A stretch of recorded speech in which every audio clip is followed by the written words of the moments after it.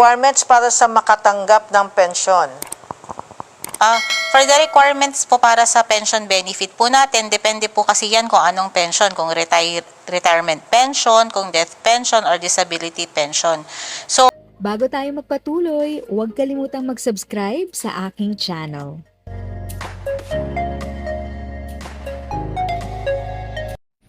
Thank you sa pag-click ng aking video. Good day po sa lahat ng ating SSS pensioners. Sa mga bagong viewers at napadaan lang, by the way, I'm Tita Eda. Welcome to my channel. Ang channel na maghatid sa iyo ng dagdag kaalaman tungkol sa government services, bagong mga balita at informative videos na galing sa legit na resources. Mag-subscribe na para updated ka. Requirements para sa makatanggap ng pensyon. for the requirements po para sa pension benefit po natin, depende po kasi yan kung anong pension, kung retirement pension, kung death pension, or disability pension. So, pwede rin po kayo makipag-ugnayan sa SS branch namin for the requirements, or meron available din yata dun sa natin, sa online website. po, sa website namin. So, pwede nyo pong i-check dun kung ano po yung basic requirements. Isa?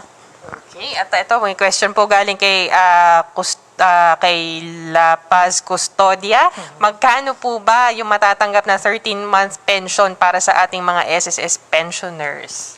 Ayun nga po, gaya ng nabanggit ko kanina, ang 13th month pension po natin is equivalent o kung magkano po yung nare-receive nating regular monthly pension plus the additional 1K benefit, yun din po yung 13th month pension po natin.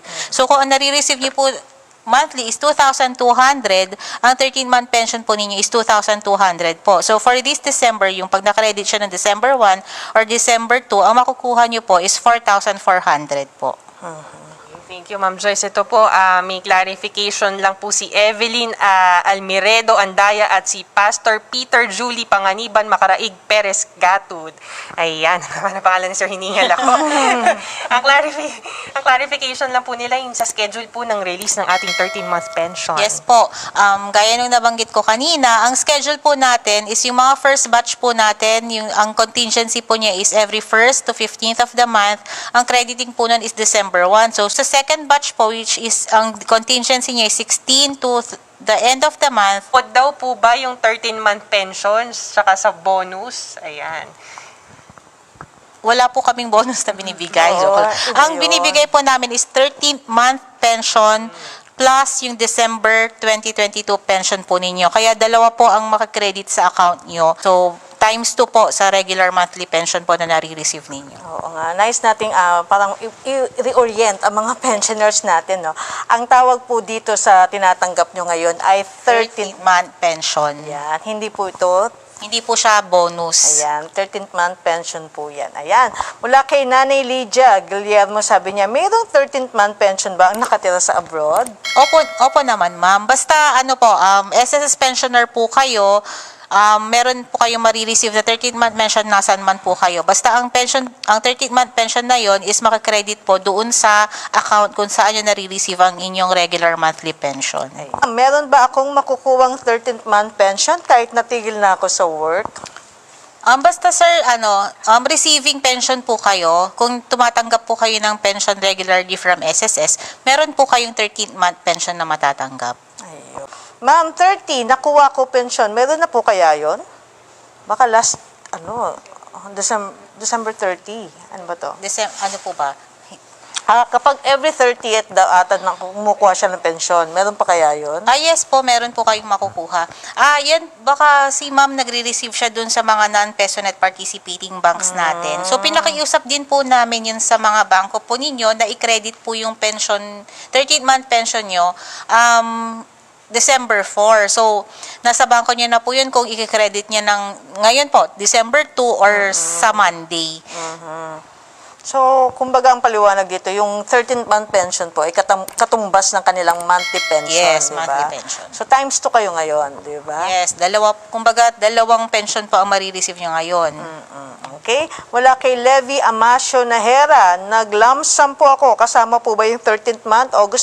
August po ako nag-60. So, nung August siya nag-avail siguro ng 18 months, ma'am. Yes, kung nag-advance 18 months po kayo and approve siya ng August po, Ano po, meron po kayong marireceive nga. Ang crediting nga po noon is today.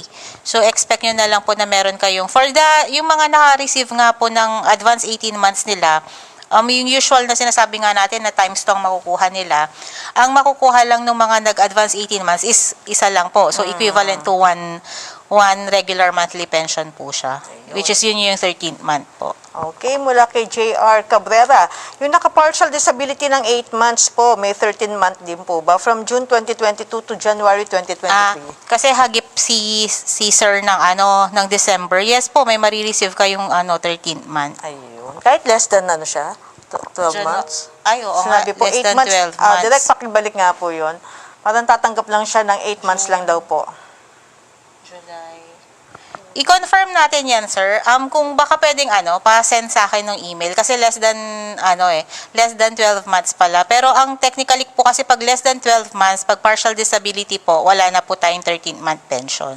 Sir J.R., maaari kayo mag-email sa PAD, no? PAD? Yes po. Ma'am. pad@ss.gov.ph para i-check din po natin, sir, para ma-confirm natin kung wala talagang 13th month or Good morning po. Ngayon po kumuha ang anak ko ng pension. Bakit po ganon? Nag-balance po siya. Dapat po ang makukuha daw po is 6,800 pero ang nakuha na lang po niya is 6,600. Bakit daw po nawala yung 200 pesos? Nung November din po yun, nakuha daw po niya kaso kulang pa rin po. So, for clarification lang po, paano po kaya ito, Ma'am Joyce? Ma'am Elena,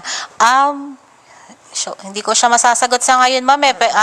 Kailangan po nating i-verify yung account po ninyo. Mag-email na lang po kayo sa pad@sss.gov.ph para po ma-verify po natin yan kasi kailangan po nating i-verify yung account po ninyo. Okay, thank you po, Ma'am Joyce. So, tandaan nyo lamang po, mag-email po sa pad@sss.gov.ph para po sa mga pension po na concern. If sa tingin mo, natulungan ka ng video ko na ito, nakasave ka sa oras mo, you can click yung thanks button at any amount ay malaking help sa pag-grow ng channel ko. Yan lang po muna ang aking update. Sana ay nakatulong na dagdag kaalaman ang aking shinare today. Ang goal ng aking channel ay mag-create ng awareness. Kung ganitong mga topic ang gusto mo, panoorin mo ang mga videos ko na ito.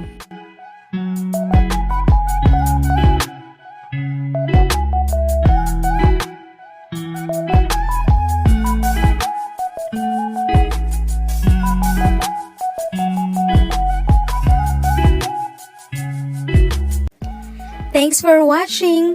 Kung may kapamilya, kaibigan o kakilala sa tingin mo ay magiging interesado sa video, please share or tag sila sa comment section. At syempre, if nagustuhan mo ang video, i-like mo na ito at subscribe ka na din. As always, feel free to write your questions, comments, and opinions respectfully. And continue to be a blessing and stay safe!